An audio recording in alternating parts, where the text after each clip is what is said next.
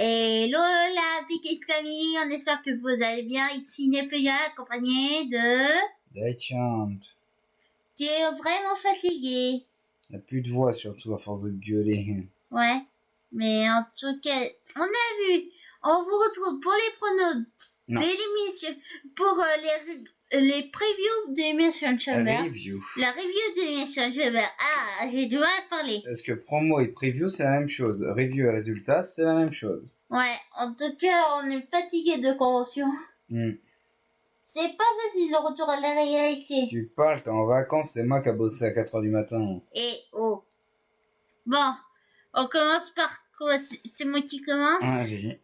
Alors, le kick-off, c'était le match Kabuki Warriors contre The Better The Way. Non, The Way. The Way. Vas-y, continue à parler. Karine, en tout cas, le Candice LeRae et Indy Hartwell. Et Asuka et Kairi Sen.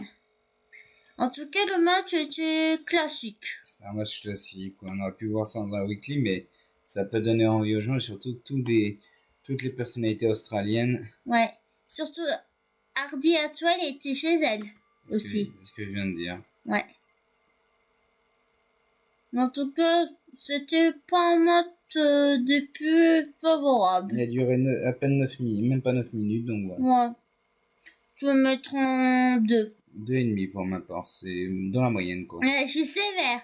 Ensuite, le deuxième match, c'était l'émission Chamber féminine, avec Becky, Bianca, Liv Morgan, Tiffany Stratton qui a fait ses débuts, Naomi et Raquel Rodriguez qui est de retour. Tiffany Stratton qui a fait ses débuts dans un PLE, hormis le Rumble, mais voilà. Et c'est pas Livy, c'est Liv Morgan. J'ai du mal à prononcer, je sais. Liv Morgan. Voilà.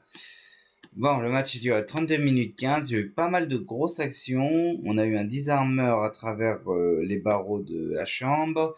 On a eu un double... On a eu un moonsault de la part de Tiffany Stratton. Ouais, ancienne gymnaste. Ouais. Parce que je pense qu'elle a fait beaucoup de cheer, pour ma part. Alors, du coup, au niveau des éliminations, c'est Naomi et Becky Lynch qui sont rentrés en premier. Ouais. Ensuite, c'est Tiffany Stratton qui est rentrée. 4e, Liv Morgan. 5e, Raquel. Et Bianca en dernière. Raquel qui est d'ailleurs, suite à son retour, on comprend pourquoi, elle a été absente suite à une maladie chronique. Ouais. Parce qu'elle a eu une allergie à cause de sa peau. Bon, au niveau des éliminations, Naomi a été éliminée par Tiffany Stratton suite à un petit paquet. Oh ouais, c'est impressionnant. Ensuite, Tiffany Stratton a été éliminée par Liv Morgan suite à un Oblivion, donc sa prise de finition. Raquel a été éliminée par Bianca avec son KOD. Oh my god, on n'avait pas vu. Liv Morgan a été éliminée par... Bianca a été éliminée par Liv Morgan. Ça, c'est quand même... suite à un roll-up, et tout de suite après, c'est Becky qui a enchaîné avec son Madonna Slam et du coup qui a remporté la victoire. Du coup, on verra Becky à WrestleMania. On va pas vous dire le résultat entre Naya et Rhea pour l'instant parce que ça on le garde pour la fin. Voilà. On va parler... Attends, juste avant, on va dire le point, du coup, notre point. Je mettrai un bon 4,5. Pareil.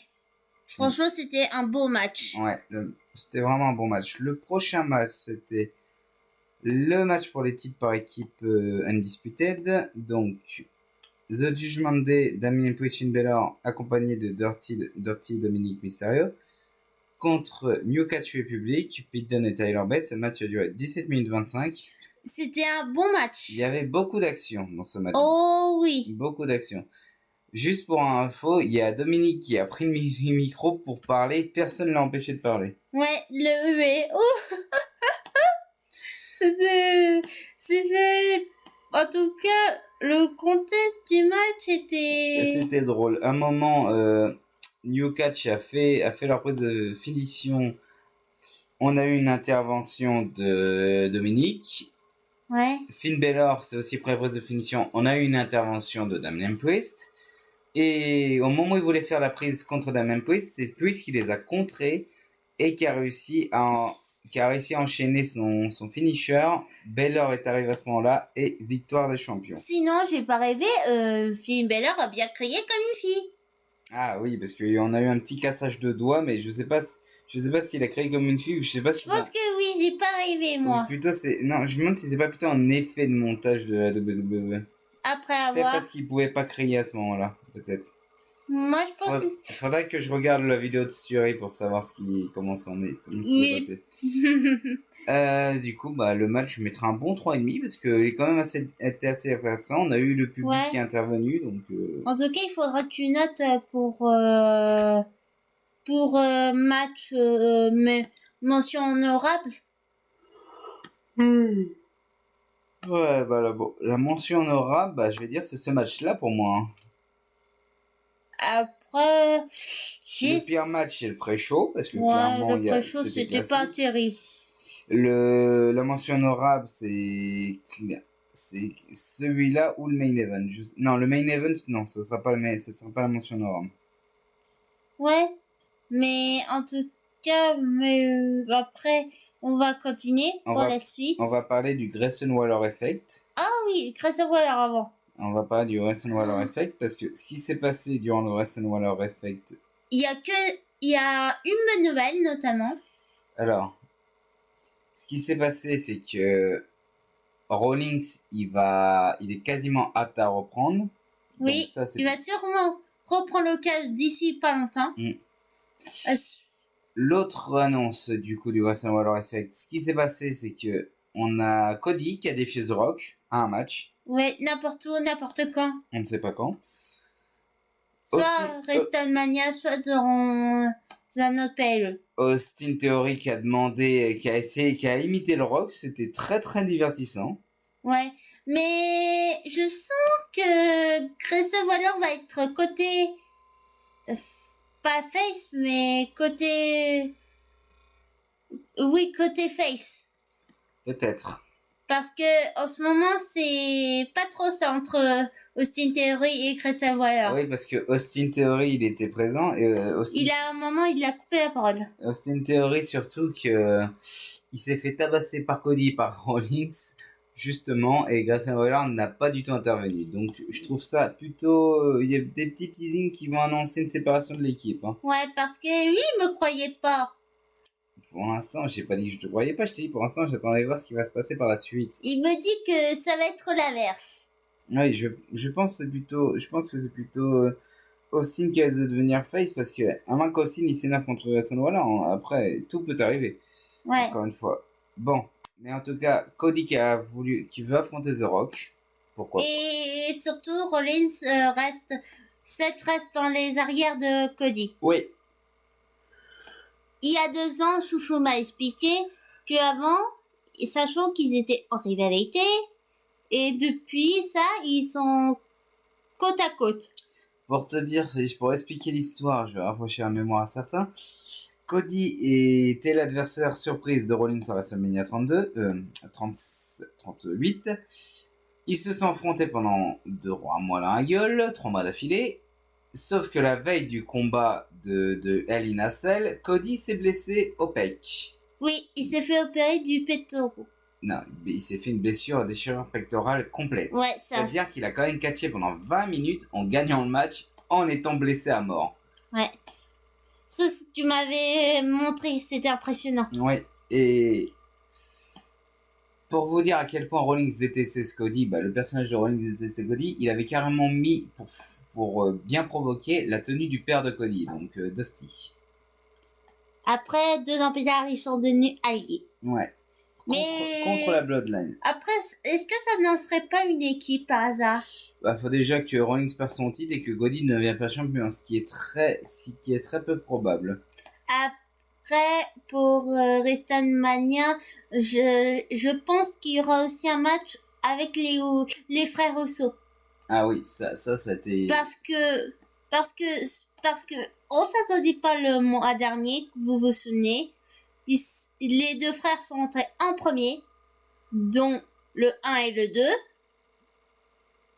Jay est resté 50 minutes. Et Jimmy a été éliminé au bout d'une vingtaine de minutes. Mais ce qui s'est passé à Raw la semaine dernière, c'est surtout que Jimmy est intervenu dans le match de Cody. Jimmy Uso est intervenu dans le match de Cody contre McIntyre. Et Jimmy est intervenu dans le match contre Gunther, contre son frère, pendant le match de Gunther. Ce qui veut dire que Gunther n'a pas de challenger potentiel pour l'instant. Et que il risque d'avoir un match entre Jimmy et Jay pour WrestleMania. Les deux jumeaux face à face. En tout cas, ça promet. Voilà. Donc, le match... Vas-y, c'est toi qui... Non, nous sommes au... Avant-dernier match. Nous sommes au avant-dernier match. On a l'Elimination Chamber masculin qui a duré 36 minutes 45. Le gagnant deviendra aspirant numéro 1 pour le titre de Rollins. Oui, champion poids lourd. Donc nous avons Logan Paul, champion des États-Unis, Kevin Owens, LA Knight, Bobby Lashley, Randy Orton et Drew McIntyre. Bon, ce match était splash. Alors Bobby Lashley était blessé la veille par rapport au Testament final, je crois. Ouais, testament final donc de Karen Cross et ses sbires de AOP. Alors le premier arrivé, bah, du coup, LA Knight et McIntyre McIntyre qui commence. Kevin Owens, Logan Paul qui peuvent pas se piffrer les deux directement. Ils ne peuvent pas se piffrer. Du coup. On a eu Randy. En troisième, du coup, c'était Kevin Owens qui est venu. Il a provoqué à fond. Bobby, je crois. Non, Logan Paul. Il a provoqué à fond Logan Paul. Ouais. Ensuite, Bobby qui est rentré, qui a été éliminé. Ouais, en parlant de Kevin Owens qui faisait de la boxe. Oui, bah oui, c'est du classique ça. Ouais. Bon, Bobby Lashley qui est le premier éliminé.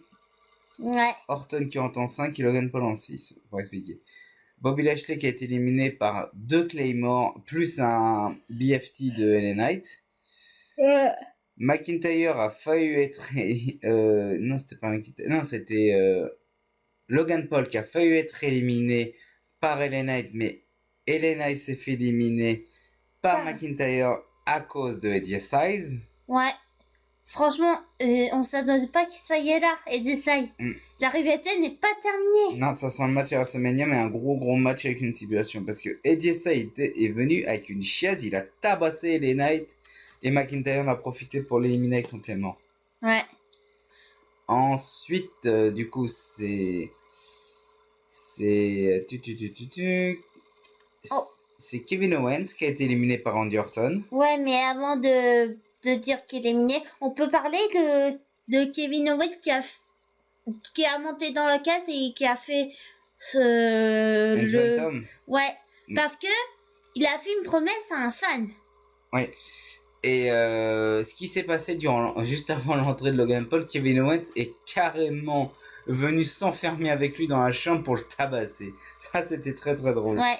Et Bobby Lashley a envoyé Logan Paul dans la chambre. Voilà, Logan Paul. Parce que le plexiglas a cassé. Suite à un gros spear de Bobby Lashley sur Logan Paul, c'est pour ça que je vous dis Logan Paul aurait pu être éliminé sans l'intervention de AJ Styles. Ouais, et tu m'as raconté une anecdote que le plexiglas s'est déjà cassé. Oui, le plexiglas s'est glacé plusieurs fois, notamment avec Wade Barrett et le Big Show à l'époque, il y a une dizaine d'années. Ouais. Du coup, Owens a été éliminé par Orton, Logan Paul qui avait toujours son point américain. Ouais. Il a voulu utiliser, sauf qu'il s'est fait off-turnover par Orton, un gros RKO, personne l'a vu venir, boum, RKO, Logan Paul éliminé. À la fin, du coup, RKO de Orton sur McIntyre. Mais, Logan Paul n'était pas encore sorti de l'arène. Du coup, le key punch de Logan Paul sur Randy Orton qui permet à McIntyre de remporter le match. Et McIntyre qui remporte le match, qui est du coup l'adversaire de Seth Rollins. En tout cas, c'était un bon 5, je dirais. Ou un bon 4,5. J'hésite entre les deux. Moi, je mettrais un 5 parce qu'on a quand même eu 2 surprises. On a quand même eu Logan Paul qui dit son point américain sur Orton, ce qui est surprenant. Ouais. Et on a quand même eu Eddie Styles qui intervient dans le match. Alors que ça, normalement, on n'aurait pas dû l'avoir. Mais bon, en tout cas, il est prêt, il est ready, Drew. Ouais. Alors ensuite, du coup, le main event. Du coup, c'est Nia Jax contre Rhea. Pour le titre Women's World Championship. Ouais. Le match a duré moins de 15 minutes. Il y avait toute la famille de Rhea qui était là. Logique, c'est normal, on est chez elle. Ouais. C'était impressionnant. Ouais.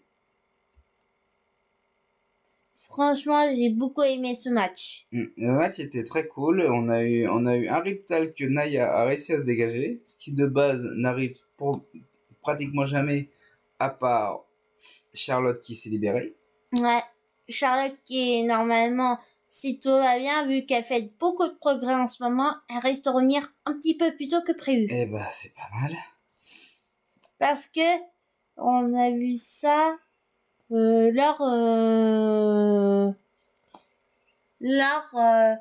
les coulisses que je vous expliquais le mois dernier. Ah non. Oui, parce que le mari de Charlotte Andrade était bel et bien est revenu et Charlotte était dans les coulisses à ce moment-là. Ouais. Et il est à Raw. Il est à Raw. Charlotte est toujours à SmackDown. Oui. Après, avoir dans le draft, Avoir dans le draft et à voir ce qui va se passer avec les nouveaux champions à la fin de la saison, parce que WrestleMania, c'est clairement la fin de saison. Ouais. Le lendemain, le Raw d'après WrestleMania, ça commence la nouvelle saison. Oui, ça. Mais à découvrir la surprise, franchement, j'ai hâte. Ouais. Et du coup, qui est la vainqueuse?